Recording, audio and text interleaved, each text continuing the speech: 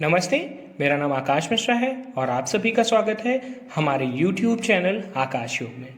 आज हम अभ्यास करेंगे जानु शीरासन का। जानु शीरासन का अर्थ होता है जानु अर्थात जंघा, शीर मतलब सिर, यानी कि ऐसा आसन जिसमें हम अपने सिर को अपने जंघा के पास में लगाने का प्रयास करते हैं। इस आसन को अर्ध पश्चिमोत्तान आसन या पश्चिमोत्तान आसन के पूर्व किया जाने वाला आसन भी कहा जाता है। अंग्रेजी में इसे हेड टू नी पोस्चर का नाम दिया गया है या अंग्रेजी में इसे हेड टू नी पोस्चर कहते हैं। जानु शीरासन पश्चिमोत्तान आसन का प्रारंभिक आसन इसलिए कहा जाता है क्योंकि पश्चिमोत्तान आसन दोनों पैरों को सीधा करके किया जाता है और जानु शीरासन में हम सिर्फ और सिर्फ एक पैर को सीधा करते हैं। यह एक प्रकार से पश्चिमोत्तान आसन की शुरुआत भी कही जा सकती है, क्योंकि यदि पश्चिमोत्तान आसन करने के लिए आप कंफर्टेबल नहीं हैं तो आप इस आसन से शुरुआत कर सकते हैं। तो इस आसन को करने के लिए सबसे पहले ध्यान देना है कि हम दंड आसन की स्थिति में बैठ जाते हैं। अपने एक पैर को मोड़ते हैं और एक पैर को मोड़ करके अपने दूसरे पैर के जांघ के नीचे मूलाधार के पास में, यानी कि रेक्टम के पास में, या हम कह सकते हैं गुदा मार्ग के पास में लगाते हैं। गुदा मार्ग के पास में अपने एड़ी को लगा लेने के बाद में आप अपने हाथों को ऊपर की ओर सीधा खींचते हैं। अपने हाथों को श्वास, लंबी गहरी श्वास लेते हुए ऊपर की ओर सीधा खींचा जाता है और उसके बाद में हाथों को अधिकतम ऊपर ले जाने का प्रयास किया जाता है। इस आसन में इस बात का बहुत ज़्यादा ध्यान रखना है, या हम कह सकते हैं किसी भी फॉरवर्ड बेंडिंग के आसन में ये चीज़ बहुत अधिक ध्यान रखने योग्य है कि आप जब भी फॉरवर्ड बेंडिंग करें तो आप सबसे पहले अपने हाथों को सीधा ऊपर की तरफ ले जाएं श्वास भरते हुए, और श्वास भरते समय आप अपने स्पाइन को पूरा ऊपर की तरफ खींचें। पूरा प्रयास करना चाहिए आपको कि आप अपनी स्पाइन को बिल्कुल ऊपर खींचें।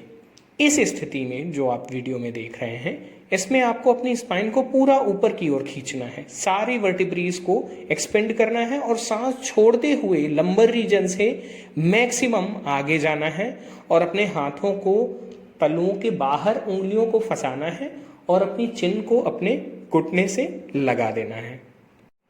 अब इस स्थिति में यथासाध्य रुकने के बाद में, यानी कि आप जितना भी रुकना चाहते हैं उतना रुकने के बाद में धीरे से वापस आ जाते हैं। देखिए, इस स्थिति में आप अपनी श्वास को रोक भी सकते हैं और चाहे तो आप अपनी श्वास को सामान्य कर सकते हैं।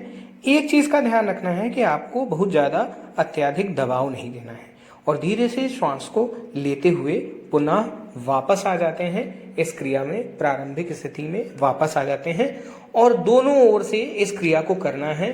और प्रारंभिक स्थिति में, यानी कि इनिशियल प्रैक्टिस में, आपको 3 से 5 बार इसका अभ्यास करना है, यानी कि 3 बार लेफ्ट साइड से और 3 बार राइट साइड से आपको इसकी प्रैक्टिस करनी है। अब आपको ध्यान देना है कि इस क्रिया में श्वास का क्रम क्या रहेगा।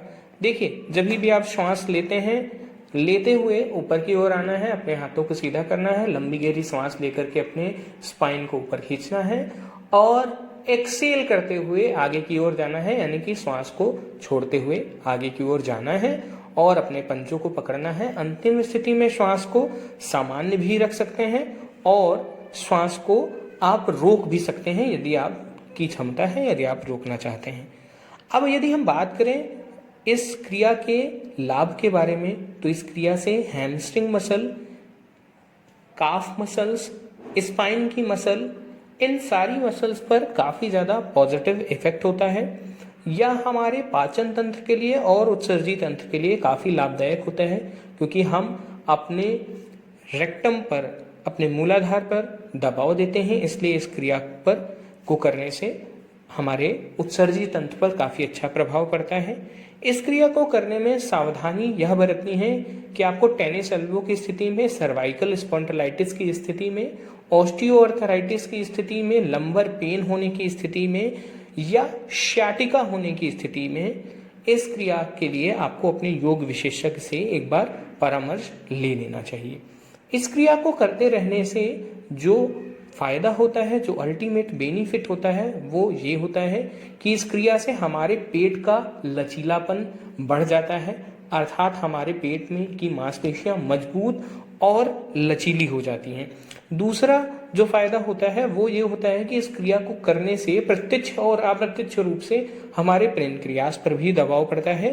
तो ये क्रिया हमारे डायबिटीज के जो समस्या से पीड़ित लोग हैं उनके लिए काफ़ी अच्छा है। इस क्रिया को करने में एक सावधानी बरतनी है कि जब भी आप इस क्रिया को करें तो आपने भोजन ना किया हो, यानी कि पिछले 4 से 5 घंटे पहले आपने कुछ भी खाया ना हो, क्योंकि यदि आप इसको भोजन खाने के उपरांत या भोजन सही से ना पचा होने की स्थिति में करेंगे तो वो आपको कई प्रकार की समस्याएं पैदा हो सकती हैं या समस्याओं को ला सकता है। यह एक बहुत महत्वपूर्ण आसन है पेट की चर्बी को कम करने के लिए। तो यदि आपके पेट में चर्बी है या आप अपने पैरों की मसल्स की स्टिफनेस से परेशान हैं तो इस आसन को करने से दोनों की समस्याओं में आपको काफ़ी लाभ मिलेगा। बाइसेप्स और ट्राइसेप्स में भी काफ़ी अच्छा इफेक्ट आता है, काफ़ी अच्छा दबाव पड़ता है, जिससे कि उनकी मांसपेशियों को भी डेवलप होने में, विकसित होने में का पूरा चांस मिलता है। धन्यवाद।